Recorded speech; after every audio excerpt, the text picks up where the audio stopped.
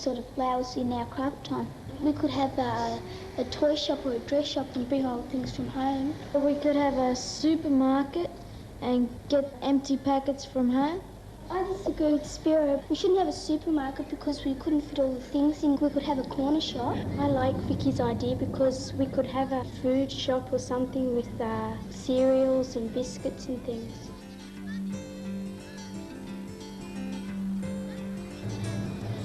You've all just been over to Franklin's, over the road, to have a look around there. Why did you go there? What were you trying to do? Well, the main thing we went over to Franklin's to find out was how a shop works and what jobs they have and how they stock all the things. We were looking at how the things were stocked on the shelf. Like if there's detergents close to some food, it might get mixed up and, you might get sick or something. They put chewing gums and lollies beside the counters, so when they go out, they might have a little kid behind them, and the kid might stand while near the counter, and they might see the little lollies and all that, and they might ask Mummy to buy something. We're also trying to find out why they put prices on the right-hand side of some packets, and some products haven't got any prices on them. What did you find out? Why do they do that? I'm still trying to find it out. We found out why they put the cigarettes up the top where the ladies are, because some adults could come along if they're in an aisle or something and open them and put them in their pocket and say that they bought them in another shop or something. There was on yesterday, I think it was, a lady wouldn't show a bag. She thought it was private property, so she wouldn't show a bag, and they were calling her names in it, and so she's barred from the shop for life now. She's not allowed to come back to that shop. Well, the first thing I found out was that they sell so many carnation milks that they'd waste a lot of money paying the man to put prices on them, so they just make the cashier person memorise the price. The stock cubes are small, so they don't put a price on them. If they put cake mixes next to soap powders, it'll contaminate. See, but I had PDFs, and I only had dried peas, lentils, mixed fruit and all that stuff. I had some home. I didn't have that yesterday. Say if you go down and you want Kellogg's cornflakes, they're well known, Kellogg's, and they might be dearer. They might be about 53 cents or something. And Sanitarium ones, they'd be cheaper for the same grams. They'd be cheaper because they're not well known. They want to get more buyers.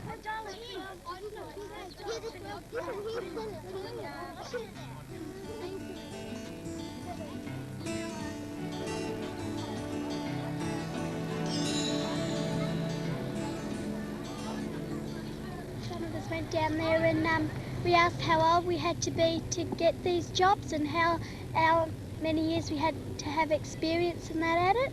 Is that because some of you might want to get jobs working in a supermarket like Franklin's? Yeah, when we get older. What are the sorts of jobs that are involved in a shop like that? Yes. There's cleaners. Like I work for Franklin's. I'm a cleaner there. I the trolley boy, bringing all the trolleys from the car park. There's the head cashier. That's at Franklin's. The head cashier. She counts all the money for the firm. And there's a packer who packs the people's things in down the bottom. There's a person that comes around with a big pad and takes down all the stock they need and everything. When there's some trouble with, which the cashiers or people in the Franklin's can't solve, then the manager comes along and asks what the problem is, and then he solves it for them.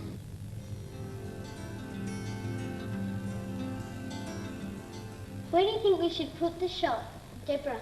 I reckon that we could have, if we built it some shelves, some people got into building some shelves, we could have it like coming out of like our front room. What about upstairs where Miss Powell's room is just beside the windows?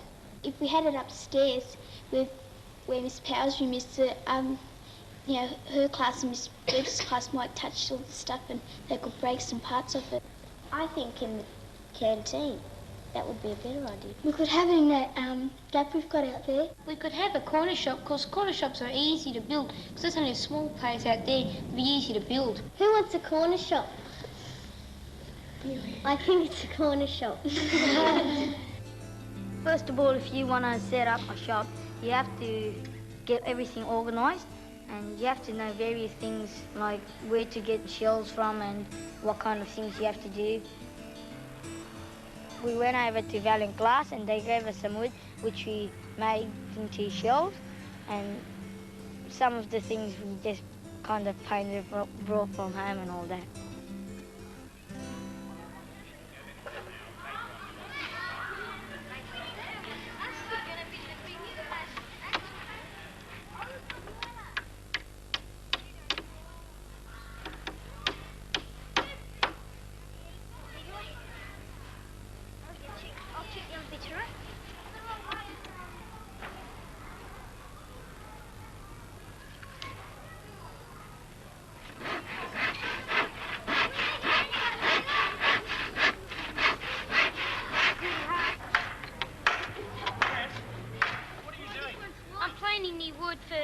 To get smoother, so you can nail it better, easier.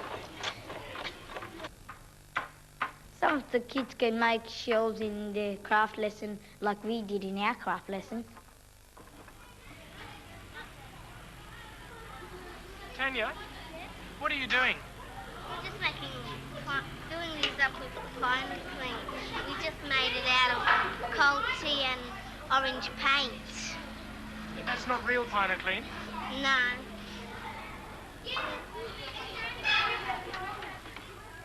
And other things like the equipment, not just the food in there. We got all these stuff down from the old storeroom, like the refrigerator we got. Deborah and I and Stephen Lomas painted it yesterday. It was just a brown refrigerator down in the storeroom and we painted it white. You've got to push it right in. I'll show you. Right. These ones are the hardest. Yeah, like These that. Those ones are really the hardest because they don't stick properly. So you've got to wait for a while. Those are the easiest. The small ones, they're easy. Terry, can you tell me what you're doing? We're folding the boxes and making the boxes, and we were going to stuff them with stuff to make them feel real, but we're just going to make them and they look real, like real boxes in the shop. Where did you get the boxes from? Some come from Arnott's and some from Kellogg's and some from just other companies like that. Did you ask the companies to send you the boxes? Yeah, we rang some other companies up too to get all the boxes and some things for the shop, and they brought us all over these. And you just make them and they're easy to do. It's best to let your teacher ring up the firms, because if you ring up the firms yourself, they'll just think, oh, it's a kid on the phone, they're joking. Mr. Sands did all the ringing up. Deborah, what are you doing? Actually we're painting all the wood part of the thing, we're painting it just to make the 6 Super Saver store stand out nicer. And where are you going to put it? We're going to put it we're going to put it up the top of our shop when we decide where to put it, like we've decided where to put our shop, we're going to put it up the top in front of where we're going to have all the signs. Thank you, Deborah. For a name of a shop, it's best to have alliteration. Like instead of having just one word or something, it's best to have alliteration in 2 words. It sounds better. We brought some things from home and we just filled them with paper or something like that. Some of the cans we brought, we asked our mum to open it from the bottom carefully so that when we place it on top, you can't see the bottom, you can see the top, and it looks as if it's filled.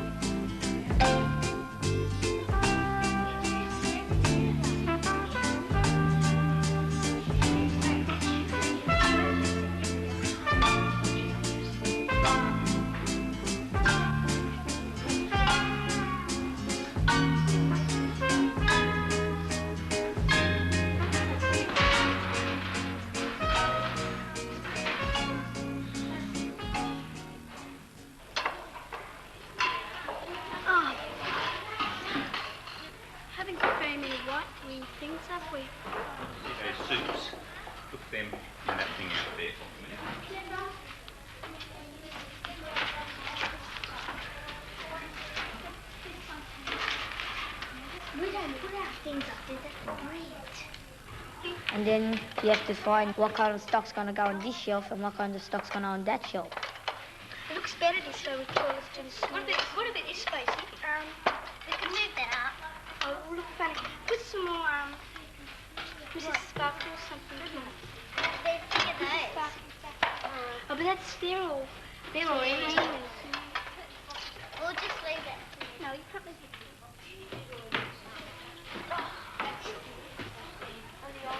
You've got the orange, I think.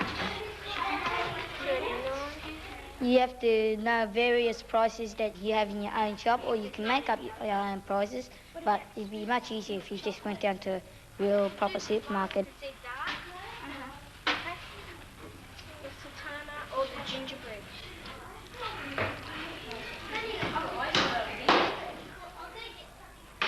The bread that we got, they were see-through packets. We put newspaper in and slice things so it looked like bread.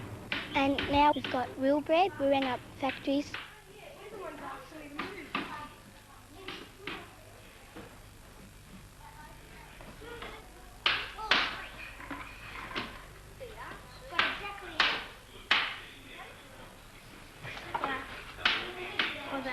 No, we don't need all of those. Because they're heavy. This one? Yep. Where'd you get them? They go down on that shelf.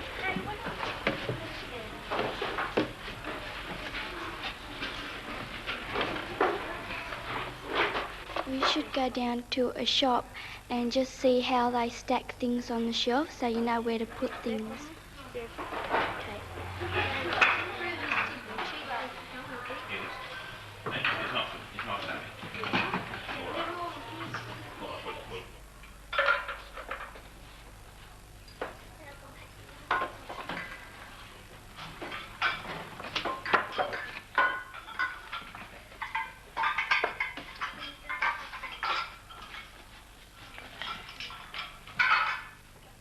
And put the breakable things close to the bottom so in case they fall down they won't break. We rang up National Cash Register and asked them could they give us a cash register.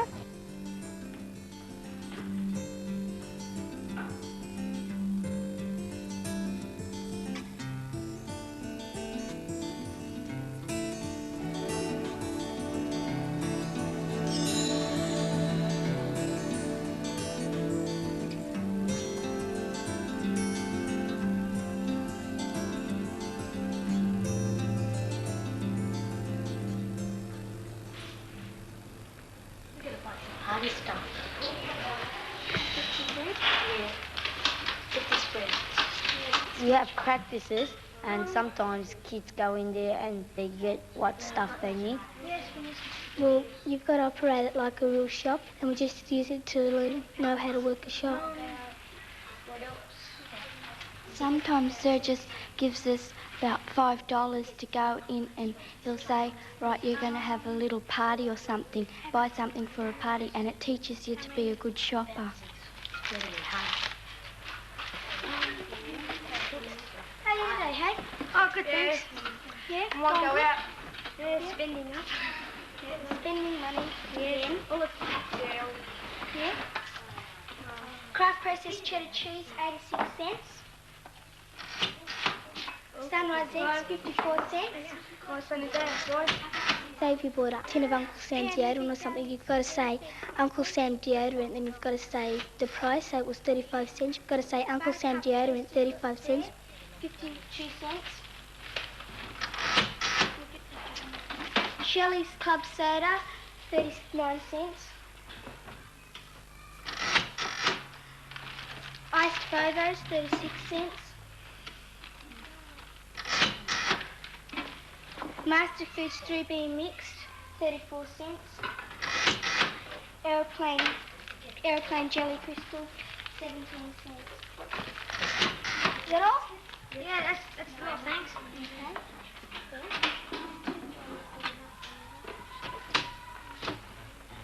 Okay. $3.54, thanks.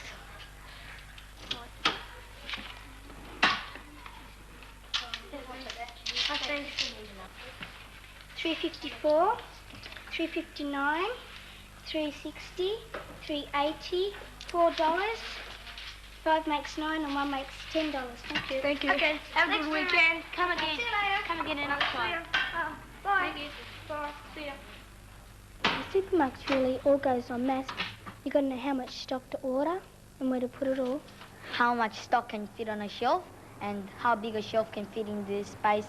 It helps us measure like centimetres, metres, like when we're measuring out the shelves and all that, and how big the shop's going to be.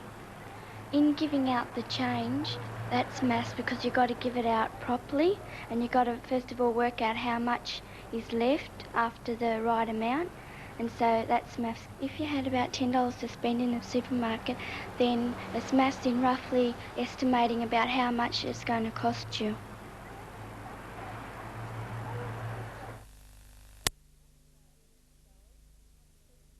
Eggs from which they're eventually sold.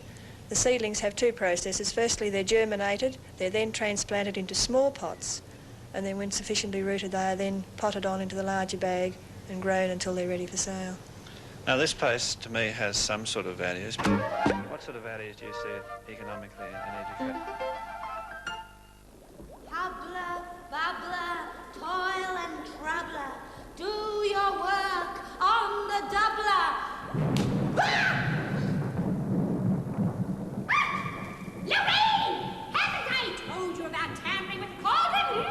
Sorry, Griselda, but I was only trying to do this. Don't answer me back, you mollusk, you. I have a good mind to change you into a frog. Oh, please, Griselda. You see, I was only trying to practice me witchcraft like you told me. Besides, I've been a frog 3 times this month already, and I've got a sore throat from all the croaking. You did what you were told. You wouldn't get into trouble. Oh, but Griselda, I was only trying to do a little spell. Oh. And what do you call a little spell? You know, the one that goes hubbler bubbler, toil and troubler, do your work on the doubler. What was that? Hubbler bubbler. I heard. Where on earth did you learn all those ridiculous words? Up there, on the wall. Well, no wonder it didn't work, dear. You didn't pronounce it properly. It's not hubbler, it's hubble. And a bubbler is pronounced bubble. You see, whenever you have B-L-E on the end of a word, you pronounce it bull. Bull? Exactly. So now, read it again, and this time do it properly. Hubble, bubble, toil and trouble, do your work on the double. That's right. You see, it's very simple. B-L-E on the end of the word is pronounced bull. It's a funny way to write bull. Well, you'd better remember it, because it's on the end of lots of different words. Now, watch the chart, and I'll explain it to you further. Pay attention, you imp!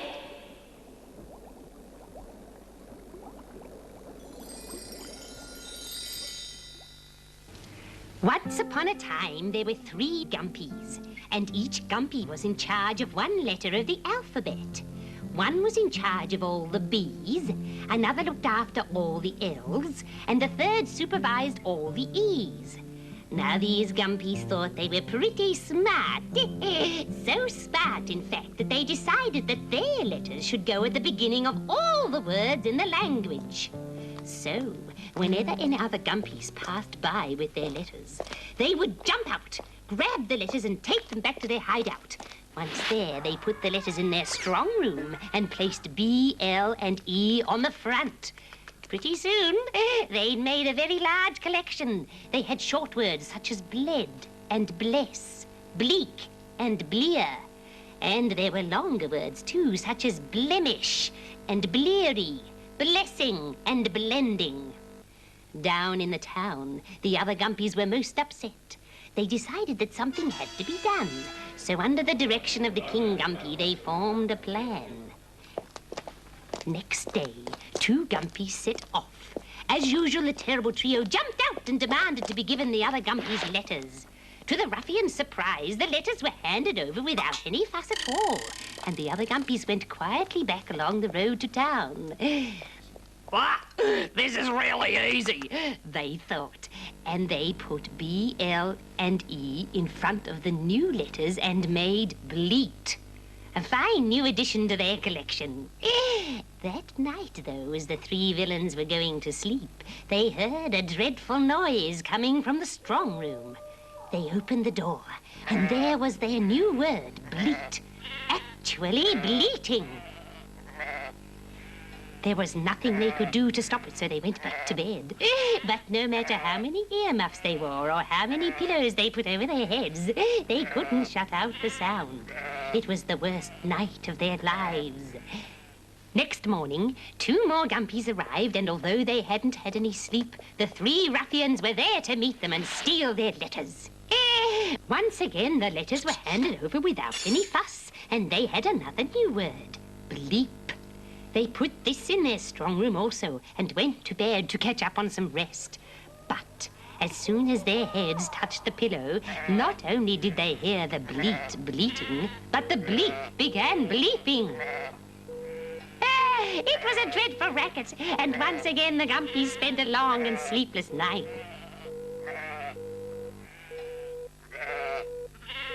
Next morning, the ruffians went down to the road, and sure enough, another Gumpy arrived with a new letter.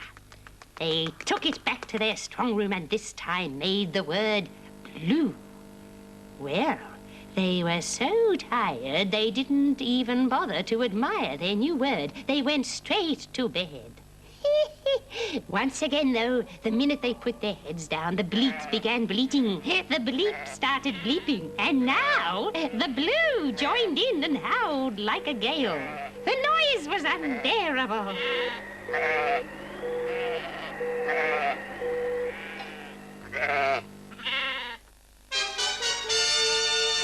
Next morning, while the king was having breakfast, the door burst open and the 3 scoundrels came in. They bowed so low that their noses touched the floor, and they begged the king to take back all the letters they had stolen.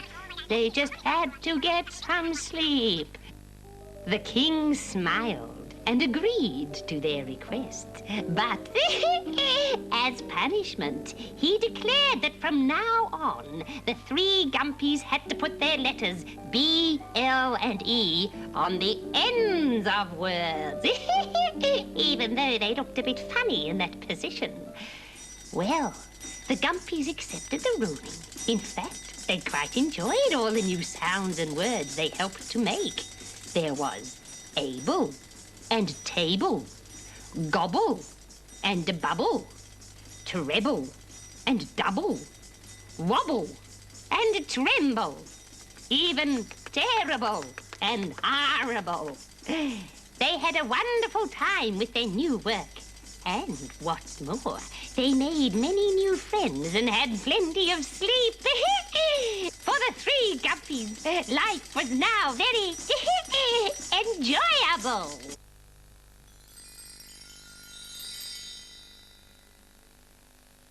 So there, take note of that tale, Lorraine. There's more than one lesson to be learnt there. I will. Hubble, bubble, toil and trouble, make me vanish on the double. Lorraine! No, what have you done, Lorraine? Nothing, I just did a normal spell, didn't I? Fiddle-faddle. Silly old pot, it must be getting old. It's overheated or something, too many spells flying around. Here, you fetch me my magic book, I'll see if I can fix it. It's not here. What do you mean it's not there? It's always right here. Here is... Oh! Toasted maggots and muesli. It's disappeared. Some dreadful nasty toad must have crept in here in the night and stolen it. Quickly, Lorraine, call the policeman.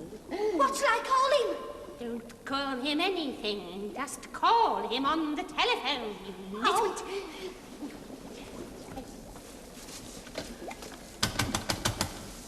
Hello, operator. Quick, put me through to the Magic Bag Police Department. It's an emergency.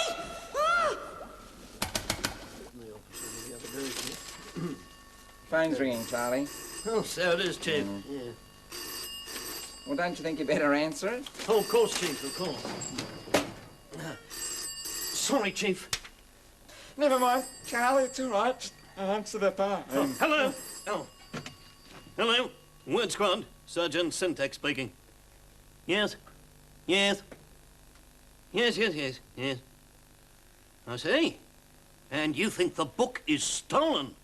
Yes, well, we'll get onto it straight away, miss. No. Ah! Oh. Sorry. Goodbye. Well, Charlie? Well, this is very serious, Chief. That was Lorraine. You know, Griselda, the witch's assistant? Apparently, their book of magic spells has been stolen. This is serious, Charlie. In the wrong hands, that book could spell untold damage. Right. What clues do we have? Well, there's not much to go on, Chief, I'm afraid. All we know is that last night the book was there and today it's gone. Ah, it's certainly not very much to go on. Well, all we can do is assemble the available evidence and see if we can make an intelligent guess. My thoughts exactly, Chief. Oh, sorry, Chief. Sorry. Now, Charlie. Now, we know that the missing object is a book. A book? Right? Gotcha, Chief. And we know that someone took the book. Took the book. Roger, Chief. Now, obviously, they took the book because... Because? Because they wanted to look at it. Look at the book, of course, Chief. Now, obviously, the person who took the book to look at must have been... Must have been? A crook. A crook? That's brilliant, Chief. Thank you, Charlie. Now, Charlie, attend. If you were a crook who took a book to look at, where would you go? Now, don't tell me, Chief, don't tell me. Oh, I'm thinking. I know. What about a chook house? A chook house? A chook house, of course. Chook house? No, now that I look at it there on the board, it doesn't seem to make much sense, does it? How about then, I know, a brook. Now, that's where I'd take it, Chief, if I had a book. I love to take a novel down to the river to read. The trees rustling above you and the brook gurgling past. Nature in all its finest. Yes, Charlie, that's very nice. But I don't think it's the right answer. You don't? No, Charlie. Using all my experience in the Word Squad, there's only one place where I'd take a book if I were a crook. Really? A shady nook. Shady nook, of course, Chief. Of course. He'd have to take it there, wouldn't he? Because there is the only place he could read it without being interrupted. I hate being interrupted when I'm reading a book, Chief. I really do. Shady nook. Chief. What is it, Charlie? Shady nook. Shady nook. That's the name of Griselda's cave. Shady nook. Charlie, you're right. And if your deduction is correct, Chief, the book must still be... Must still be... there!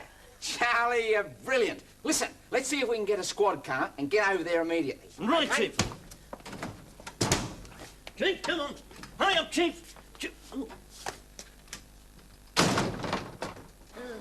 Oh, hello, Ian.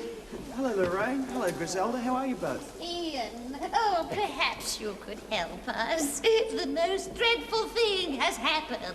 What is it? What's wrong? It's our magic book. My special book. The one with all the magic spells for the cauldron. Well, what about it?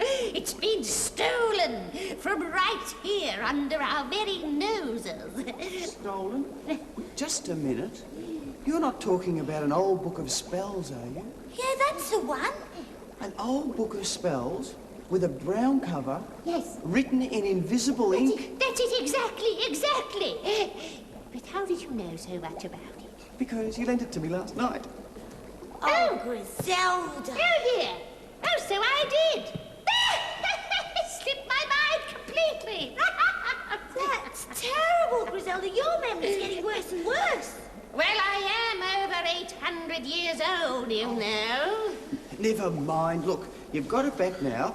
But look, thanks, Griselda. I enjoyed reading it very, very much. Well, now we can fix the pot. What's wrong with it? Oh, my little assistant here was trying out some spells, and the poor old pot went fizz. Oh, it's getting old too, you know. If you want to fix the pot, words with or will do the lot. Words with or? And now I remember. The or word spell. What on earth are all words? Very important words. Everyone should know them. Mind, they're tricky, though. You spell them with an A and a W, but you pronounce them or. Here it is. If the pot has a flaw, take the blade of a saw, put it near a raven's claw, or beside a camel's jaw. That's it! That's it! The all-word spell will fix things! Hey, I still don't understand about these all words, Griselda. What are they? Oh, Ian, you've got a brain like a cold pasty. Come with me, Ian. This telescope is so powerful that you can see anywhere in the world. Now, let me see. Ian, have a look at this. This will explain all about the or words.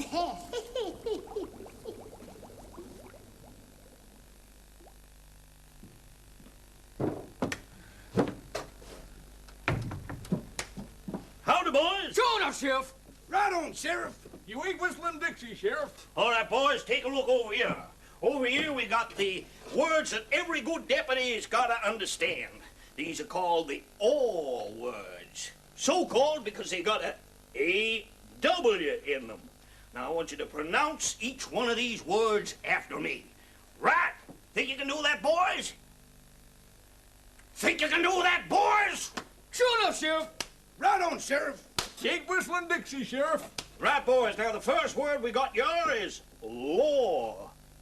As in, the long arm of the law. The long arm of the law. Word number 2 is draw. As in, go for the draw. Go for the draw. Yeah! And the next word we got, boys, is paw. As in, I got a saw paw. I got a saw paw. Next word, boys, is saw. As in, I saw him riding by. I saw him riding by. Next word, boys, is jaw. As in, I hit myself on the jaw. I hit myself on the jaw. And finally, boys, we got that famous cowboy laugh. Haw, haw. So that when we hear a good joke, boys, we go, haw, haw. Haw, haw. Right, boys, them's the or words. Law, draw, paw, saw, jaw, and haw, haw.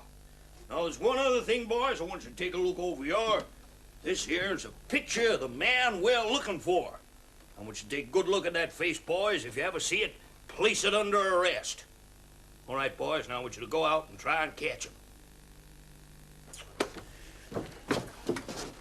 Go, boys! Sure enough, Sheriff. Right on, Sheriff. Ain't whistling Dixie, Sheriff. You are whistling Dixie, Sheriff. Somehow, fella, I don't think you're gonna have to worry too much about being cold.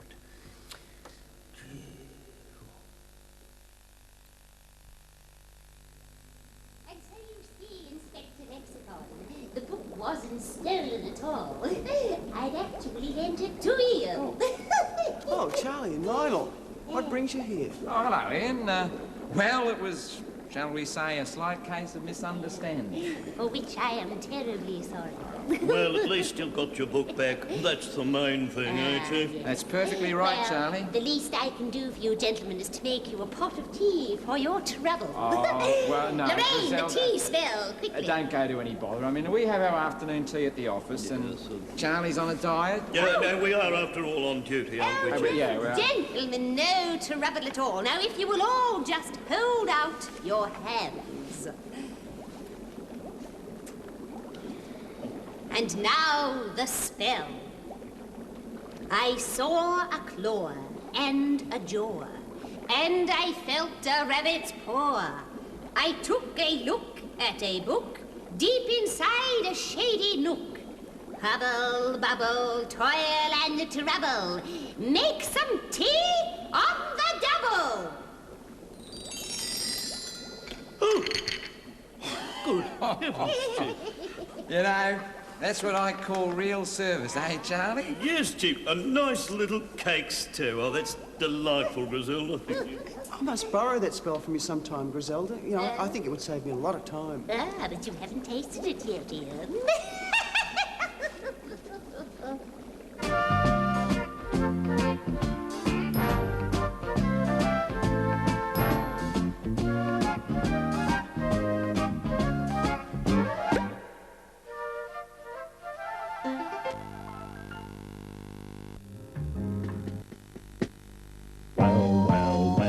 Two legs, 2 feet, 4 sticking on the ground, and 2 eyes looking all around. A brain in your head for understanding what's going on around here. Feelings inside for making friends and making starts and happy endings. Plenty of room for understanding what's going on around here. If your brain and your skin and your teeth and your tongue and your eyes and your ears and your heart and your lungs are in the right place, you're okay, easy to tell. You're fit as a fiddle and sound as a bell. Well, well, well, well, well, well, well, well, well.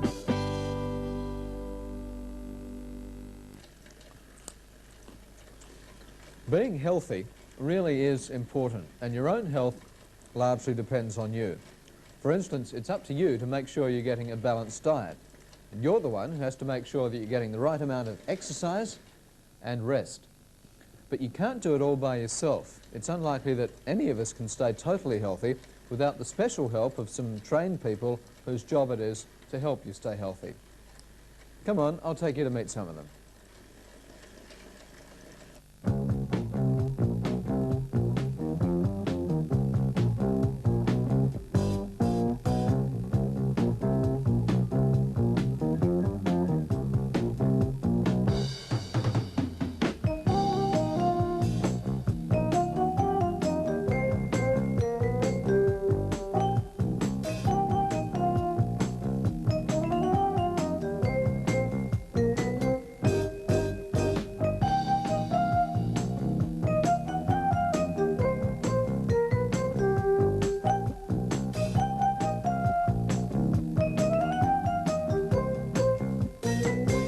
Ken, what is a doctor? He's a person who helps look after your general health. He's an expert whose training has taught him how the body works and how to put it back together again when it goes wrong. Mm-hmm. What sort of doctors are there? There are lots of different sorts of doctors, and probably the best way to explain it is if you think of your car. If something goes wrong with your car, you tend to take it along to your local service station, and the garage man will look at your car and he may be able to fix it up. And this is like going along to your general practitioner who may be able to help you get over your illness. Sometimes the gearbox, for instance, might have gone wrong and he can't fix that up himself, so he sends you off to a specialist, and the specialist may be a person who looks after a particular part of the body or looks after particular special sorts of illnesses. Who are some of the people who work with doctors? Well, there are lots of different sorts of people involved. The most obvious, always in a hospital particularly, and in a doctor's surgery, is the nurse.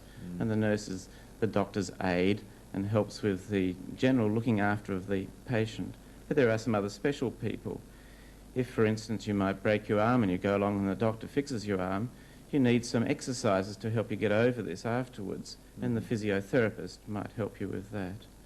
There's occupational therapists who will help you to entertain you and to continue on working, and there are people called rehabilitation specialists who get you back into your normal lifestyle after you've had a particular illness. When do we need a doctor? We need a doctor, I think, when we can no longer look after our own health. Sometimes we get a little minor cut, or we just might get a headache, and we can fix that up quite easily ourselves. However, there are other times when we can't help ourselves and we need to go along to the expert to get that sort of help. How can a doctor help?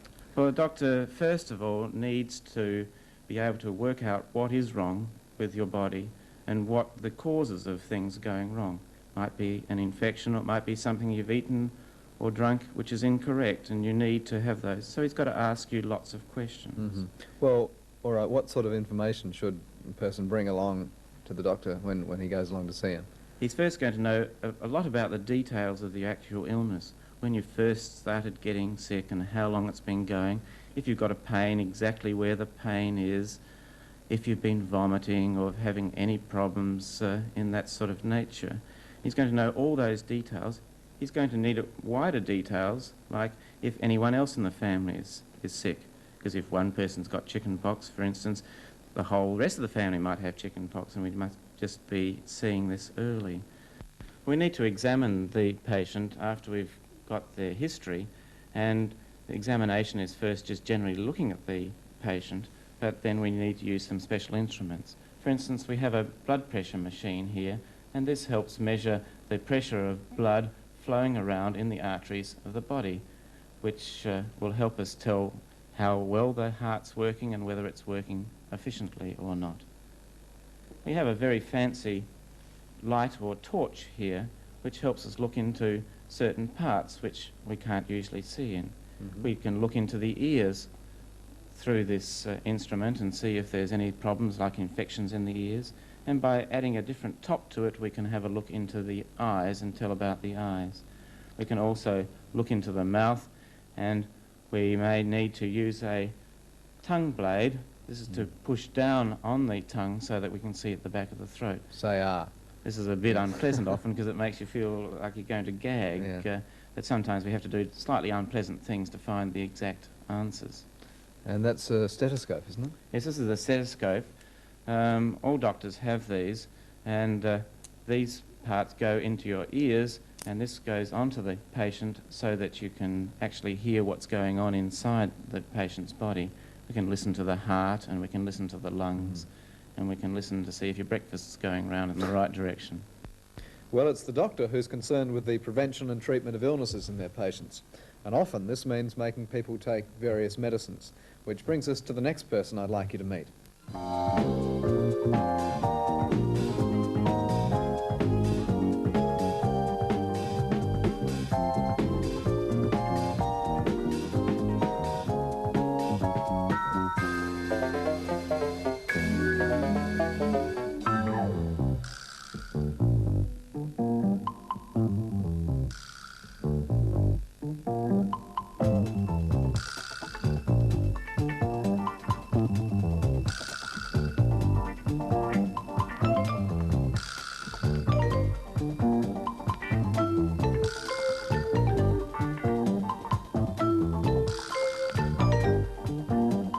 Keith, what sort of things does a chemist do?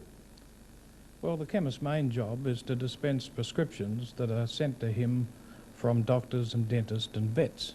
So really his main job is to supply medicines to sick people or sick animals. But equally important is the fact that he's able to talk to the patient and explain how the medicine is best taken. That's just as important as giving the medicine. For instance, all of these things here are penicillin. Some are capsules, some are tablets, one is an injection. And it's very important that the patient knows that penicillin's taken on an empty stomach so that it works better. There are other medicines that have got other problems. These two over here, the one on the left makes people sleepy. So if you were driving a car, you'd have to be very careful. Or if you were one of those people that walked around girders on buildings, you wouldn't be able to take the one on the left, because if you were drowsy up there, it'd be pretty bad. What's the difference between the sort of drug that you can just buy, over the counter, and the sort of drug which is prescribed? Well, a lot of drugs are only available on prescription, and the doctor prescribes those. But there's a lot of minor ailments. If you get toothache or a headache or a pimple or you cut your skin, it's obviously not important enough to see the doctor, and the chemist is there all the time. He will look at you and tell you what is the best preparation for some minor illness. And if he thinks it's serious, he'll direct you to go off and see the doctor. What are the responsibilities of somebody taking a drug on prescription? Well, drugs these days are very, very strong, and in the old days people often took them by spoons. Well, nowadays we have graduated medicine measures, and as you can see, they're graduated very accurately, so that if a doctor wants the patient to have 5 mils, which in the old days was a teaspoon, it measures up to here. In fact, this, which looks like a very big eyedropper, is in fact a medicine measure, and it has graduations up here so that very small doses for babies can be administered with this dropper. They just put it in the medicine and fill it to the right level, and then they can drop it either into the baby's mouth or they can drop it into the milk. So these days there's an awful lot of work being done on getting exactly the right dose to the patient. What are some of the other things that chemists sell? Well, we sell products for the hair and for the nails. A lot of chemists sell beauty preparations, but basically our job is to sell medicines, things that people need for their health. And very importantly, the chemist is always there so he can advise you on what is the best preparation and the safest preparation for what you want. And how can kids, boys and girls, benefit from going to a chemist? What sort of things can they ask a chemist? Well, we get asked all sorts of things. The common one are things for pimples and skin complaints. We often get asked things about hair, dandruff, this type of thing. Something that's not quite major enough to go to a doctor, but which is a real problem to the kid concerned. The big deal with chemists, I think, is that we're here all the time. You don't have to make an appointment. The chemist is in the shop from the time it opens to the time it closes. And Keith, it's very important, isn't it, that a chemist explain to kids exactly how to take the medicine? Yes, we have got a series of labels that are printed, and these are stuck to the bottle. For instance, you'll see on this particular bottle that the third label is on the bottom. Now that label says this medicine should be taken 1 hour before each meal. This is for products like penicillin that only work on an empty stomach. There are other labels. This one tells you that it might make you drowsy, so you mustn't drive a car. This one says you mustn't take milk with it. Some products you should take milk with, some you mustn't. And these are put on. The important thing, Tom, is that everybody reads the label very carefully and listens to what the doctor and the chemist tells them, because it's not much good having the right medicine if you take it the wrong way. Well, the doctor and the chemist look after our general health, but there are some parts of the body which require particular attention.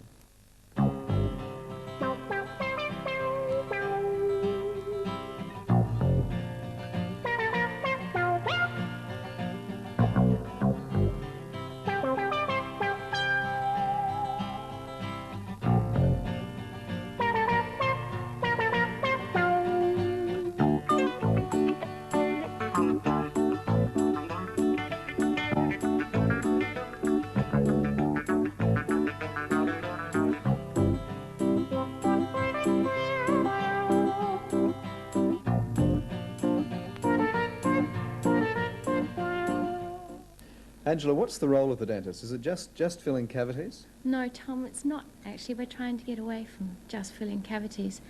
The role of a dentist is to really look after the whole mouth, and in fact one of the biggest roles nowadays is to try and prevent the cavities from starting.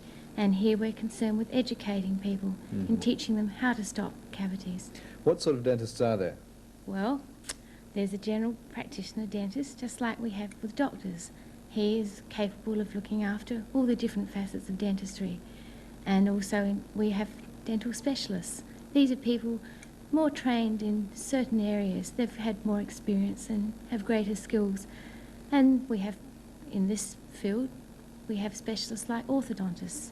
These are people who look after crooked teeth and fix them up by using bands or plates and things.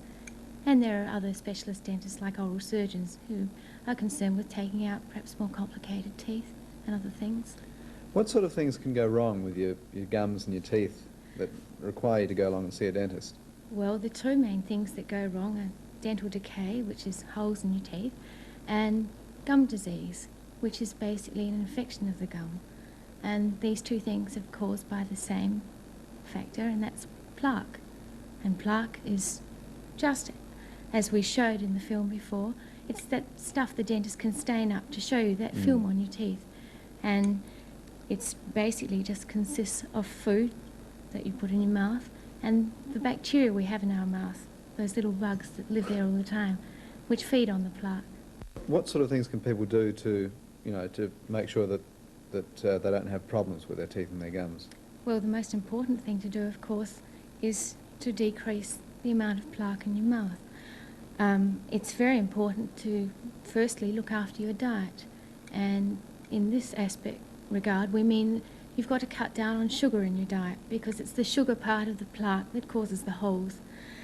The second thing to do is to brush your teeth properly, and here, looking at our friend, we can show you that with a proper toothbrush, a soft one, we have to look after brushing not only the outside of the teeth here, but also on the inside too. We have to keep all the surfaces of the teeth clean.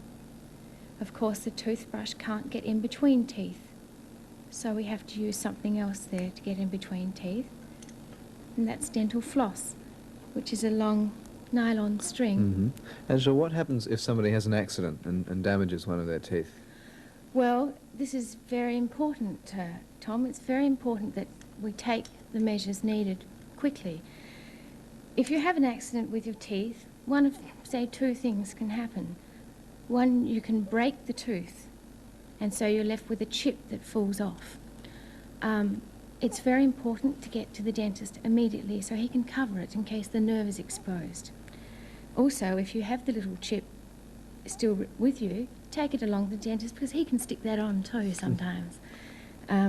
Of course, the other thing that can happen is on a sports field or somewhere, if you have an accident falling off a bike, your whole tooth can fall out, like in this one here. We can see that the tooth just comes out like that. If that happens, it's very important to put it back in as soon as possible, within half an hour. If you can't get it back in, put it in your mouth, under your tongue or next to the teeth, and hold it there until you can get to a dentist. If you find that the tooth's dirty, just suck it first and get the dirt off it and push it back in. But don't worry, the most important thing is to get to a dentist as soon as possible. Today you've met some of the people who can help you stay healthy. Of course, there are many more. Why not get out and find out who they are? By being able to ask the right people the right questions, you'll find staying healthier a lot easier than you thought. See you later.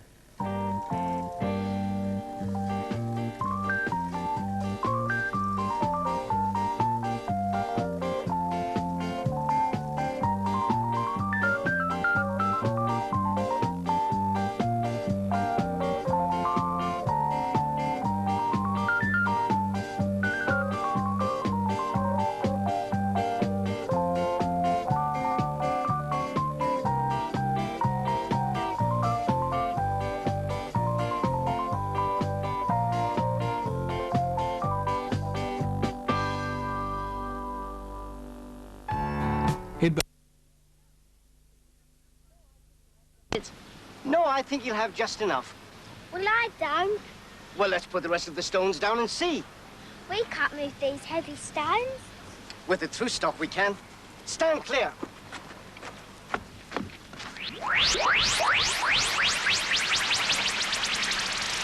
Wow. And they don't fit just like I said. Ah. Ah, yes, well. To make them fit, we should have laid them the other way round. What do you mean? Well, these stones are longer one way than they are the other way. So if we turn them round and lay them all like that, they will fit. Try it and see.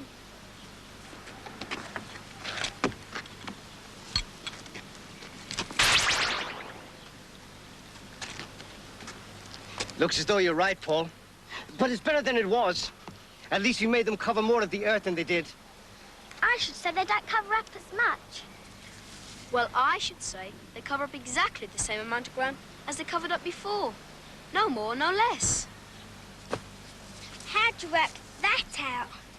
I'm not sure. I'll have to think about it. But whatever way you put them down, There are always the same number of stones, aren't there? Quick, put them back. The workman's coming.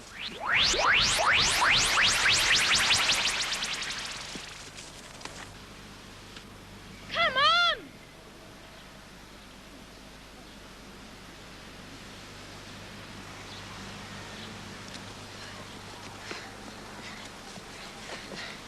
Look at that one over there. It's nice, isn't it? Lovely. Yeah, it's nice.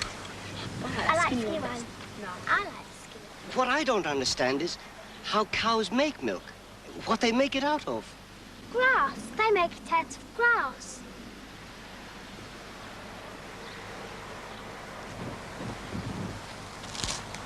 They eat the grass, and inside the cow's body, it turns into milk.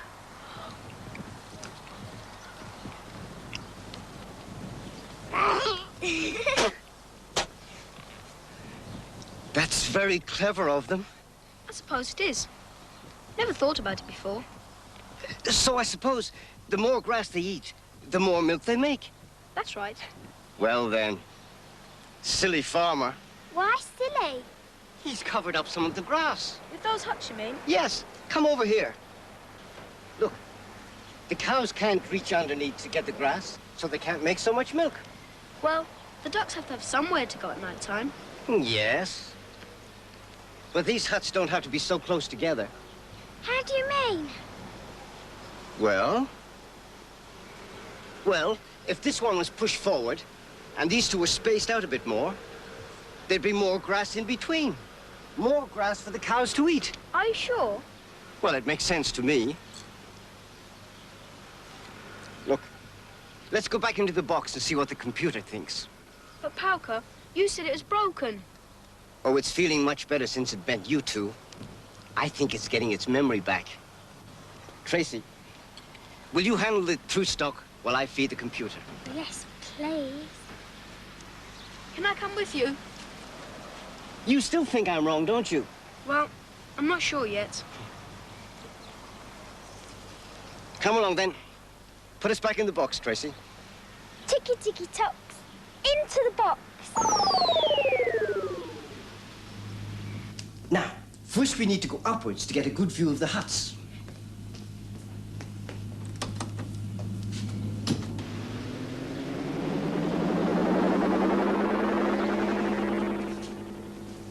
Now, Tracy, take the true stock and point it at the huts.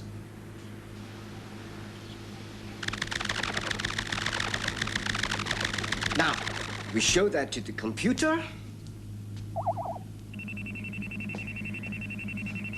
Well, I think there's more grass than there was before. What does the computer think? Oh, it won't know. It's broken. Can't you ask it? All right, then. Information, please. At your service? There's more grass, isn't there? No. You see? It's pointless. I think it does know. Is there less grass? No. So there must be the same amount of grass. Correct. Well, I'm still not sure about that. Can you explain? To start with, huts all in a row. 3 huts. After the huts have moved, still 3 huts. No more, no less, the same. Amount of grass to start with.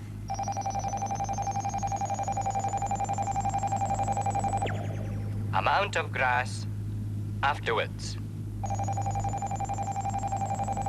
No more, no less, the same. I reckon the computer's working perfectly at the moment. It's difficult, but I think I'm beginning to see. No matter where you put the huts, there's always the same amount of grass. Have you finished? Oh, sorry, Tracy. Yes, we finished. All right, then. Ticky-ticky-tocks. Into the box. Well, what did you find out? It doesn't matter where you put the huts. There's always the same amount of grass. Good. I thought that too. Can we go home now? What's the hurry? My mum's decorating my bedroom. I want to see if she's finished. Would you like to see how she's getting on? From here? Can we? Easy. Yes, please. Oh, lovely. She's finished the 2 walls I wanted to be papered. Now she's on with the walls I wanted to be painted. Oh dear, she's not going to have enough paint. Yes, she will. She's just starting a new Tim. But she used a whole tin on the first wall, and that had a window in it, which didn't use any of the paint. Well, this wall has a door in it, which won't use any of the paint. That's all right then. But I don't think the door's as big as the window. Yes, it is. It's bigger. It's not easy to tell. How can we tell which is bigger when they're different shapes? I can tell. I can tell. You can? It must be feeling better. Go on, show us. Problem. Find size of window. Size of window. 1, 2, 3, 4, 5, 6. 6 squares. Opposite wall. Problem. Find size of door. Size of door. 1, 2, 3, 4, 5, 6.